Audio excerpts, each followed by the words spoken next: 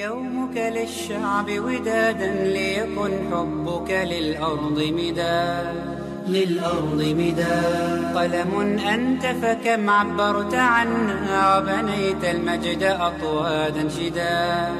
أطوادا شداد أنت يا ملهم شعب أن يبروا عشت كم حققت للشعب مراد ليكن يومك. أعوذ بالله من الشيطان الرجيم. بسم الله الرحمن الرحيم. والصلاة والسلام على رسولنا محمد وعلى آله وأصحابه أجمعين. أما بعد. السلام عليكم ورحمة الله وبركاته. Allah Teala barşamızın basıp kelген qadamlarımızға мол сауаптардан жазсын. Allah Teala сіз бен бізге пайдалы ілім және өзі ғана разы болатындай амал, қабыл болатын дұға тілектерді нәсіп етіп, Allah Teala екі дүниеде жүздерімізді жарық қылсын. Қазіргі күндерге назар салып қарасақ, адамдардың барлығы, көпшілігі деп айтайық, күн санап алда келе жатқан жаңа жылды күтіп жатыр. Сол бір күн тезірек келсе екен деген секілді барлығының көксеген мақсаттары, ой армандары осындай бір електе жүріп жатыр. Бірақ осы кезде бір нәрсеге назар салып қарайтын болсақ, сол бір жаңа жылды адамдардың көбісі бір мереке, болмаса бір көңіл көтеретін, жиналатын, тойлайтын күн деп қана ойлайтын секілді. Тек қана солай ойлайтын секілді. Ол бір жылдың ауысуы емес. Ал енді бізші, біз бір иманды жан ретінде, Алла Тағалаға сенген құл ретінде, ертең ақыретіміздің болатынын білген бір құл ретінде осы бір жылдың ауысуын, осы бір көктемнің кетіп, орнына жаздың келуін, жаздың кетіп, күздің келуін, күз кеткеннен кейін қыстың оның орнын басуын, ағарып атқан таңның, қызарып батқан күннің мәнін, мағынасын қалай түсіп жатырмыз? Жылдың ескіріп, жылдың жаңарғандығы біз үшін не? Маңызға ие. Осы туралы бір ойланып көрейікші. Өйткені, былай қарап тұрсаңыз, бұл мына жылдың ауысуы бір өткінші сәтті білдіреді біздерге. Жылдың ауысып тұрғандығы ол бір өткінші сәтті секілді. Неге? Өйткені жыл артынан жыл келіп жатыр.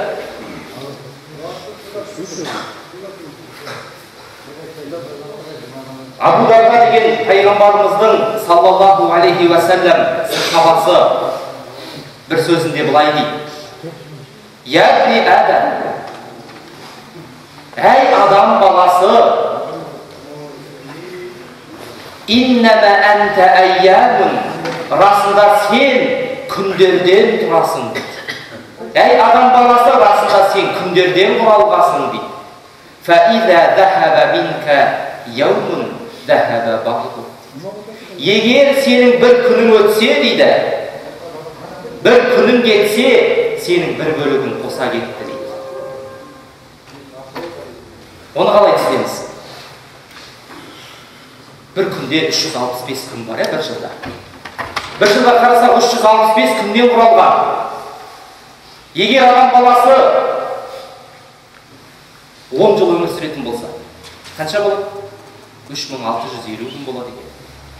Ондай болса біз күндерден құралған екенбіз. Сол ішінде кешегі қазақ аталарымыз бір күні өтсе не істейтін еді? Жылайтын еді, бір күні өтсе.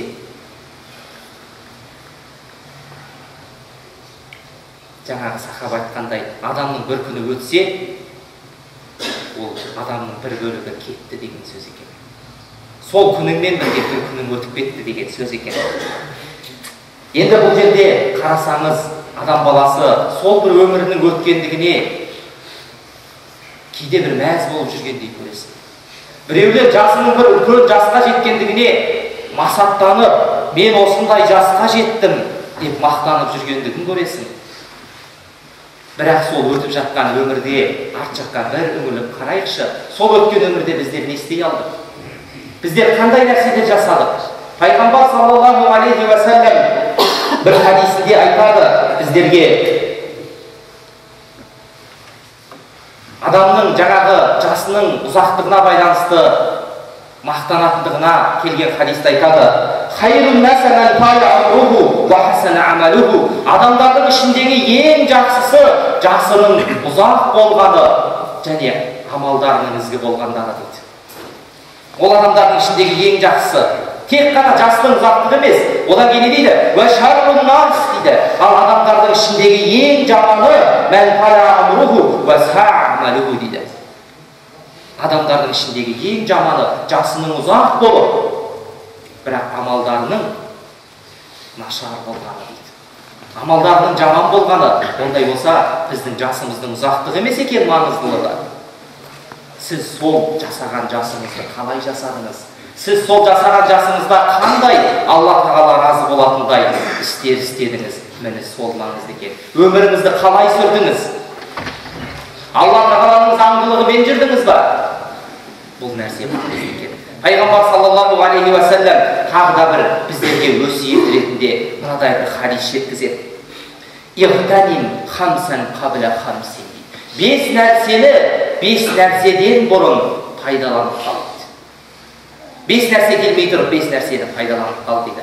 Соның біріншісінде не дейді Пайғамбарымыз саллаллаху алейхи ва саллям? "Шабабака қабля харамик." Кәрілік жетпей тұрып жастық шағыңды пайдалан дейді.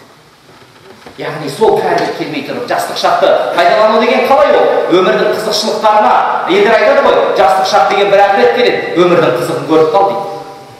Бірақ олардың айтып жатқан өмірдің қызық емес. Қызықшылық дегеннің барлығының ар жағына қарасаң бұзықшылық шығады. Жастық шақты пайдалану деген Алла Тағала ұнайтын ғана істерді істеу, Алла Тағала бұйырған нәрселерді орындау, тыйыл деген нәрселерден тыйылу, бұл жастық шағыңызды пайдалану екен. Екіншісінде не дейді Пайғамбар саллаллаху алейхи ва саллям? "Хаятака қабля маутик" дейді. Өлім келместен бұрын өміріңді пайдалан. Саған сондай бір өлім келе жатыр, артымызда барлығымыздың. Сол өлім келместен бұрын өміріңді пайдалан. Яғни сенің сүрген өмірің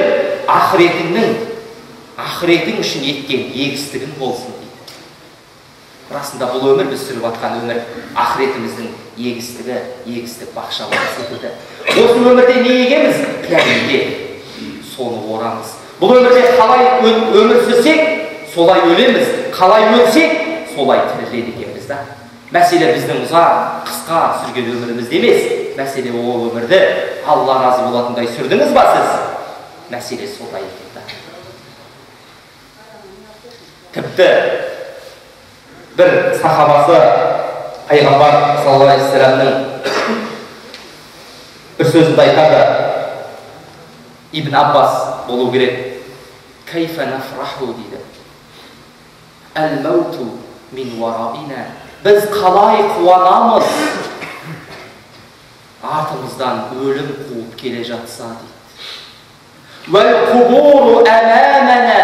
Қабірлеріміз алдымызда тұрса, "Вал-қиямату мауидуна." Бізді қиямет күтіп тұрса, біз қалай қуанамыз дейді.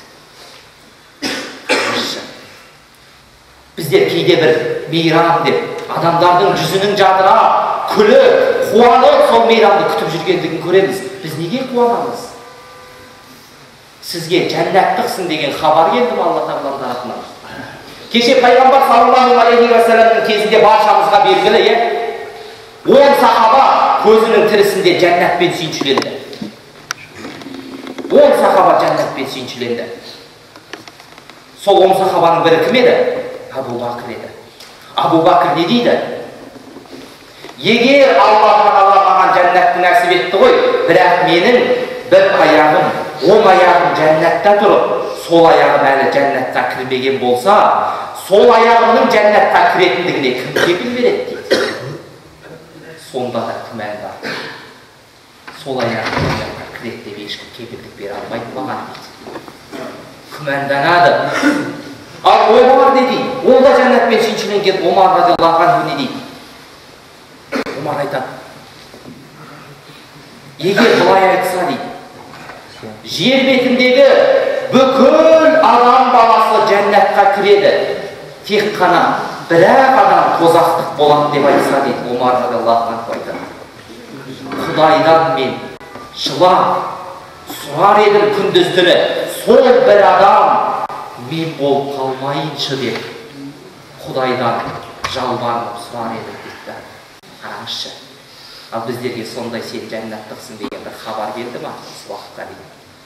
Біз қуанатындай, ондай болса біздердің бұл қуаныштарымыз өте бір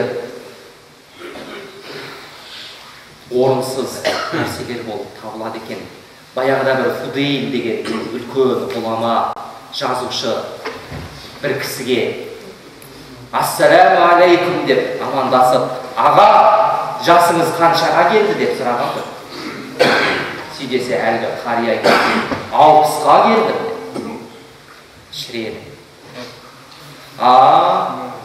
Келген жағыңызға жақындақпаған екенсіз ғой деген. Инна лиллахи ва инна илайхи раджиун деп ана кісі шошып кетеді. Біз Алла Тағаланың тарапынан келдік, және Алла Тағалаға баршамыз тән, біз сол жаққа қайтамыз дейді. Ана біздерді айтады ғой, бір жаман нәрсе айтқан кезде, ой, Құдай сақтасын, Алла сақтасын деп шошып кеткен секілді, инна лиллахи ва инна илайхи раджиун деп шошып кетеді ана кісі. Не айтып тұрсың? Біз бәріміз Аллаға тән, біз сол жаққа қайтамыз дегенде, кешіріңіз аға, осы айтқан сөзіңіз өзіңіз түсіндіңіз. Әлгі үлкен ғұлама, иә түсіндім. Не түсіндіңіз сонда? Десе айтады дейді, мен Алланың құл екендігімді түсіндім, және Аллаға қайтушы екендігімді түсіндім деген. Ондай болса сіз Аллаға қайтушы екендігіңізді түсінсеңіз, Алла Тағаланың алдына қайтып барған кезде, ол жаратушының алдында тұратындығыңызды біліңіз. Егер де сіз Алла Тағаланың алдына барған кезде тұратындығыңызды білсеңіз, ол жаратушының алдында есеп болатындығын біліңіз. Егер де сіз Алла Тағаланың алдына барған кезде есеп болатындығын білсеңіз, онда сол есеп қисап болатын күнге дайындалыңыз деген. Әлгі кісі шошып кетеді. Айтшы сонда, қалай дайындаламын мен ол күнге? Деген кезде, Құдайдан қорқыңыз. Құдайдан қорқыңыз. Яғни тақуа болыңыз деген. Құдайдан қорқу деген не бол? Құдайдан қорқу деген Алла Тағаланың бүкіл бұйырған нәрселерін орында, істеме деген нәрселерінен бойын аулақ ұстау, ол Құдайдан қорқу, ол тақуалық болып табылады екен.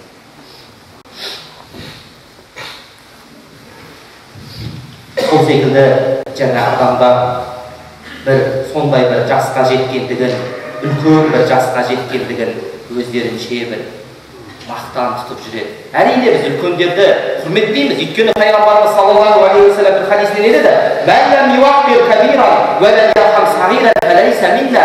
Кім-де-кім үлкендерімізді құрметтемесе, кішілерімізге мейіріммен қарамаса, ол бізден емес деді. Біз үлкендерімізге құрмет көрсетеміз. Бірақ сол үлкендік жасқа дейін әрбір адам өзінен есеп алу керек шығар.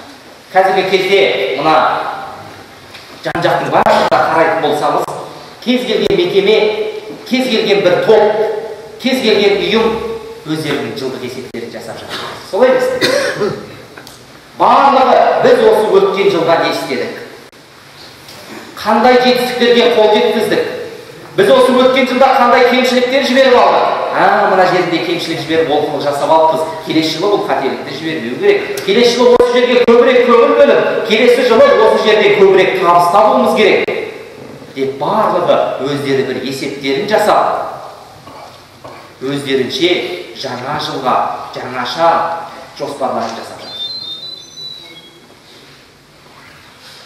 Саудагерлер, өткенде бір саудагер айтады, бұл жыл дейді, осы жыл біздерге керемет бір жыл болды. Әй, несімен керемет болды десек, осы жылы табыс көп болды бізде. Қол жеткіз алмаған табыстарға қол жеткіздік дейді.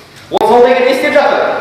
Күнделікті түскен табыстарын санап, есептеп жатыр.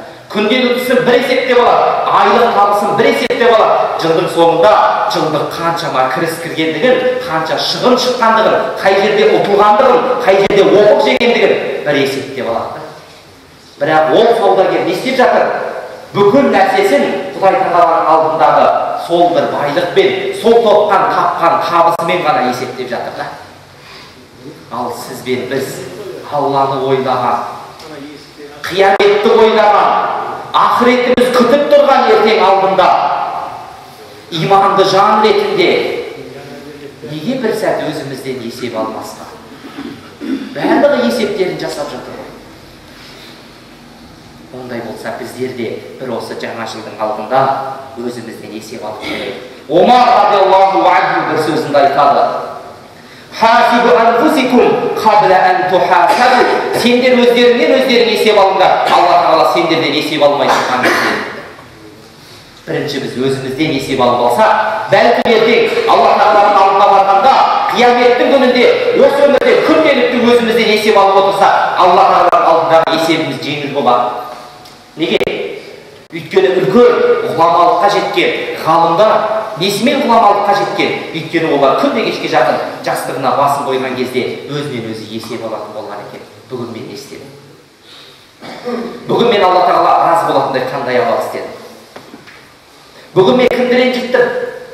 Бүгін қандай күнә істедім? Сол күнәларым үшін Алла Тағаладан кешірім, мағфират тіледім ба?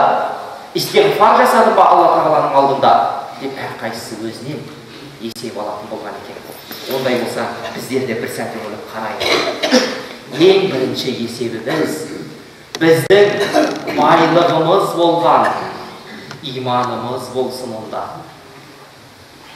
Сіз бен біздің осы жыл аяқталып жатыр. Осы жыл аяқталған кезде сіз бен біздің Алла Тағаламен болған байланысымыз қандай болды? Сіз Алла Тағаламен қаншалықты жиі байланысқа түстіңіз? Алла Тағала разы болатындай қандай амалдар атқардыңыз? Пайғамбар саллаллаху алейхи ва сәлләмнің сүннетімен қаншалықты жүре алдыңыз? Имандылығыңыз артатындай қандай амалдар істеп, қанша Құран, қанша хадис жаттадыңыз?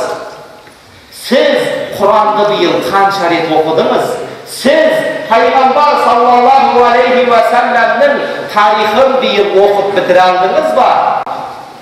Бұл сіздің ең алғашқы өзіңізден алатын есебіңіз болсын бәлкім. Неге? Өйткені біз өзіміздің қашанда Құдайдың құл екендігімізді ұмытып кетпеуіміз керек екен. Өйткені қарап отырсаңыз, бір жылда 52 апта бар, Сол 52 аптадағы болған жұма намазының парыздарын сіз толықтай атқара алдыңыз ба? Өзіңізден есеп алып көріңізші. 365 күн бар деп жатамыз, Сол 365 күнде егер 5 уақыт намаздан есептейтін болса, 1825 намаз болады екен бір жылда.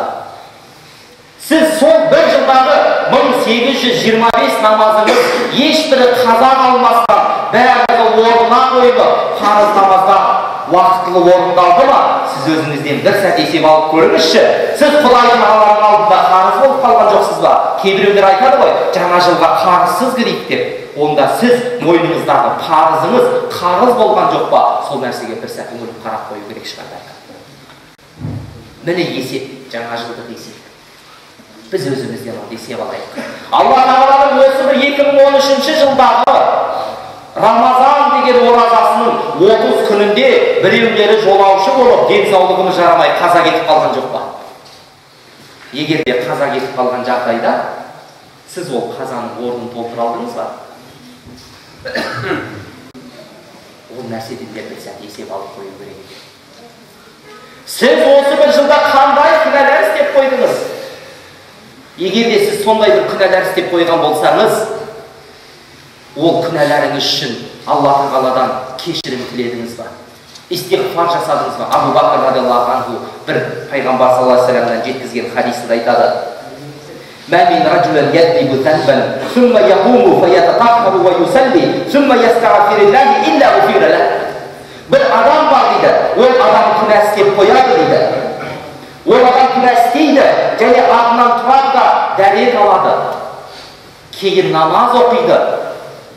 Намаз оқып болғаннан кейін Алла Тағаладан истиғфар жасап күнәсіне кешірімділік тілейді. Илля ғуфира лах. Алла Тағала ол адамды міндетті түрде кешіреді дейді. Ол адамды Алла міндетті түрде кешіреді. Біздер көп жағдайда бір істеген күнәларымыз үшін Алла Тағаладан кешірім сұрамай жатамыз. Болмаса бір үлкен істеген күнәларымыз үшін кешірім сұрап жатамыз Алла Тағаладан. Бірақ кішігірім болған, кішкентай болған амалдарымыз үшін, күнәларымыз үшін Алла Тағаладан кейде кешірім сұрай алмай жататын уақыттарымыз болып жатады.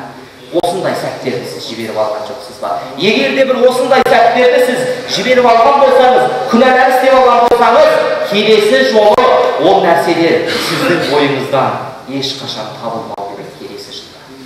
Ондай олқылықтар жіберілген жерлерге жаңағы басқалар есептегендей, басқалар келесі жылға жоспар жасағандай, сол жерге келесі жыл не істеу керек? Көбірек көңіл бөлу керек екен. Көбірек көңіл бөліп, сол иманыңызға, сол істеген ізгі амалдарыңызға барлық ынта, ықылас, жігеріңізді, құлшынысыңызды қалыптастыру керек екен сол жолда. Келесі нәрсе, одан кейінгі болатын тағы да өзімізден бір жоспар есеп ретінде алатын, біз Алла Тағаланы қаншалықты еске алдық осы жылда. Алла Тағаланы ұмыт қалдырып қойған, Алланы ұмытып кеткен, Алла сізді тастап кеткен кездер болды ма осы жылда сізде? Бұл турасында да біздер бір сәт өңіріп қойғандығымыз жөн екен. Өйткені Алла Тағала қасиетті Құран-ы Кәрімде не дейді? "Мәсәлулләзи язкуру раббаху аллази ла язкуруху камасалил хайи вал мәйит" дейді. Сондай Алла Тағаланы еске алған пенде мен Алланы еске алмаған пенде өлі мен тірі адам секілді дейді. Өлі мен тірі секілді. Біреу Алланы еске алған мен еске алмаған. Өйткені Алла Тағала, біз Алла Тағаланы қалайша еске алмаймыз? Алла Тағала сіз шыр етіп дүниенің есігін ашқаннан бері қаратай, сізді бағып қағып, ойлағаны сіздің қамыңыз, ойлағаны сізді ризықтандырып, нығметтендіріп жатқан Алла Тағаланы сіз қалайша еске ала алмайсыз? Алла Тағала айтады ғой, егер де сендер мен берген нығметтерді санайтын болсаңдар, санына жете алмайсыңдар дейді. Қандай нығметтер берді Алла Тағала бізге? Сіз бен бізге берген жанның өзі қандай нығмет? Сіз бен бізге берген тілдің өзі қандай нығмет? Алла Тағаланың сіз бен бізге берген мына жайнап тұрған көзіміз, жүріп жүрген аяқ қолымыздың өзі қандай нығмет Алла Тағаланың бергенен. Осы бір күнді нәсіп етіп қойған, осы бір уағызды естіртіп қойған, осыдан кейін бір истиғфар жасатып, Алла Тағаланы кешірші дегізіп айтқызып қойған күннің өзі қандай нығмет Алла Тағаланың бізге берген. Мынаған қараңызшы, жүрек бар бізде қағып тұрған. Соны қазір мына ғылым дәлелдеп санапты. Қанша рет жүректің соғатындығын санапты. Біздің жүрегіміз бір жылда 36 миллион 800 рет соғады екен. Бір жылда. Ол жүректі кім соқтырып қойды? Алла Тағала соқтырып қойды. Егер сіздің жүрегіңіз тоқтаса, өміріңіз қоса тоқтайды да жүрекпен бірге. Ал сол жүректі соқтырып қойған Алла Тағалаға қалай сіз шүкір айта алмайсыз? Қалай сол Алла Тағаланың нығметін ұмытып, Алланы сіз естен шығарып қоясыз? Адам баласы күніне 23 мың мәрте демалады екен, бір ғалымдар 24 мың мәрте дейді. Егер 23 мың мәрте адам баласы тынысын сыртқа шығаратын болса, егер оны бір жылда шағып қарайтын болсаңыз, сіз адам баласыныкін 8 миллион 395 мың мәрте адам баласы сыртқа тыныс шығара алады екен. Ал қазір сіз танауыңызды жауып, бір сәт демалмай отырып көріңізші. Қанша минутқа шыдай екенсіз? Алла Тағала сізге тегіннен тегін ауамен, тегіннен тегін тынысыңызды алдырып қойды бізде. әзиданнакум дейді Алла Тағала Құран кәрімде айтады. Егер сендер осындай нығметтерге шүкір ете берсеңдер дейді, мен арттыра берем дейді Алла Тағала. Ондай болса, біздер осы жылда Алла Тағалаға қаншалықты шүкір еттік, ол нәрсе туралы да өзімізге есеп алып қою керек екен. Келесі бір өте маңызды нәрсе, мен осы жылда ата-анаммен қандай қарым-қатынаста байланыста болдым. Егер ата-анамызбен бөлек тұратын болса, мен ата-анамды қанша рет зиярат еттім осы жылда? Мен ата-анама қанша рет телефон шалдым? Болмаса ата-анамды қанша рет мен ашуландырып алдым? Ол нәрсе туралы ойлану керек екен. Өйткені ата-ананың ашуы Алла Тағаланың ашуы деп емес пе пайғамбар саллаллаху алейхи вассалам? Егер ата-анаң саған ашулы болса, онда Алланың разылығын күтпей ақ қой. Ата-ананың ашуы Алланың ашуы, ата-ананың разылығы Алланың разылығы болып табылады екен да. Ондай болса, сіз ата-анаңызбен осы жылда қандай қарым-қатынаста болдыңыз? Тағы да бір маңызды нәрсе, сіз отбасыңызда қандай қарым-қатынаста болдыңыз? Өзіңіздің әйеліңізбен болған қарым-қатынасыңыз қандай болды? Сіз ер ретінде, ол әйелдің ері ретінде, сіз оның алдында толық хақыларды орындай алдыңыз ба? Ер адам оны баспанамен қамтамасыз ету, киім-кешекпен, дәрі-дәрмекпен қамтамасыз ету, тәрбиесіне қарау, оның Құранына, исламына, намазына қарау, сіз үшін борыш. Сіз ол нәрселерге қарай алдыңыз ба? Болмаса әйел адамдар үшін айтатын болса, сіз еріңіздің алдында қаншалықты хақыларын орындай алдыңыз? Сіз еріңіздің алдында бойұсынып, еріңізге бағына білдіңіз ба? Болмаса екеуіңізге ортақ болған бала-шағаның тәрбиесіне сіз осы жылда қаншалықты қарай алдыңыз? Балаңызға Алла Тағаланың разылығын үйрете алдыңыз ба? Балаңызға Алла Тағаланы танып алдыңыз ба? Балаңызға күнделікті болған дұғалардан сіз қай дұғаларды жаттаттыңыз? Жатқан алдында, тамақтың алдында, үйге кіргенде, үйден шыққанда, киім кигенде болатын дұғалардың қайсысын сіз балаңызға жаттаттыңыз? 365 күн болса бір күнде, сол 365 күнде сіз балаңызға Құдай Тағаланың қанша сөзін, қанша аятын жаттап алдыңыз? Ал есеп алып көріңіз өзіңізде. Бұл жаңа жылдың есебі. Бұл ескі жылдың кеткеніне болатын бір есеп. Болмаса сіз жаңағыдай өте бір маңызды болған нәрселердің бірі. Сіз осы жылы қанша көршіңізбен тату-тәтті тұрдыңыз, қанша жаңадан көршімен таныстыңыз? Пайғамбар саллаллаху алейхи вассалам айтады ғой, Жебрейіл алейхиссалам маған келіп, көршінің хақыларын айта бастаған кезде мен мынадай ойға кетіп қалдым дейді пайғамбар айтады. Осы көрші менің мирас болып кетер ме екен деп ойлап қалдым дейді. Өйткені көп нәрселерді айтқан ғой пайғамбар.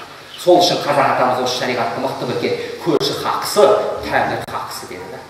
Сіз көршіңізбен ешқандай зиян тигізіп қойған жоқсыз ба? Ертең қияметтің күні болғанда сіз көршіңізден сұрасыз. Көршіңіз сізді жақсы десе жақсысыз, жаман десе жаман боласыз деді пайғамбар саллаллаху алейхи вассалам. Ондай болса сіз көршіңізбен қандай болдыңыз? Сіз осы өткен жылда қандай достар таба білдіңіз? Ертең қияметтің күні болғанда бүгін анау болды, мынау болды деп қасыңызда жүгіріп құлақ ұшып жүрген достарыңыздың бірі қалмай, тек қана кім қалады деді пайғамбар саллаллаху алейхи вассалам жаныңызда? Иманды дос қана қалады деді. Ондай болса сіз осы жылда қандай иманды достарды жаныңызға үйре білдіңіз? Бұл да өте маңызды болған істерден екен. Қараңызшы. Субханалла. Мұсылман бауырыңызды ренжітіп алған жоқсыз ба бұл жылда? Өзіңізден бір есеп алып көріңізші. Өйткені бұл есеп деген нәрсе, біз қашан өзімізден осындай есептер алып отырса, біздер жетістікке жетеміз. Ал өткен жылда кеткен қателіктерге қайтадан ұмытпауымыз керек. Пайғамбар саллаллаху алейхи вассалам бір хадисінде айтады: "Ла юлдағал муъмин мин жухрин марратайни." Мұсылман адам ешқашан өзін бір шаққызған іннен жыланға қайтадан шақтырмайды дейді. Оны қазақ не дейді? Бір түскен шұңқырға қайта түспейді. Яғни осы жылда кетіріп алған қателіктеріміз болса, келесі жылда ол қателіктерді біздер қайтадан жіберіп алмауымыз қажет екен. Абай атамыз бір сөзінде не дейді? 5 нәрсеге асық бол, 5 нәрсеге қашық бол. Адам болам десеңіз, өмірің өз алдында оған қайғы жесеңіз дейді Абай атамыз. Қараңызшы. Біздер өзіміздің өміріміз үшін өзіміз қайғы жемесек, ешкім турасында қайғы жемейді. Рахым сүресінде Алла Тағала айтады ғой, Инналлаху ла юғайрул қаумен, жаңағы айтты ғой. Алла Тағала ешбір қауымды өзгертпейді. Ол қауым өзі өзгертпейінше дейді. Ондай болатын болса, біздер кейбір кезде мынадай нәрсені байқап қаламыз. Бүкіл ескіліктің барлығы осы бір ескі жылмен кетеді да, жаңа жылға жаңа болып, тап-таза болып кіреміз деп жүрген біреулер бар өмірде. Қуанып, шаттанып сол нәрсемен. Ол өзгере кетіп қала ма екен ескі жылмен? Жоқ.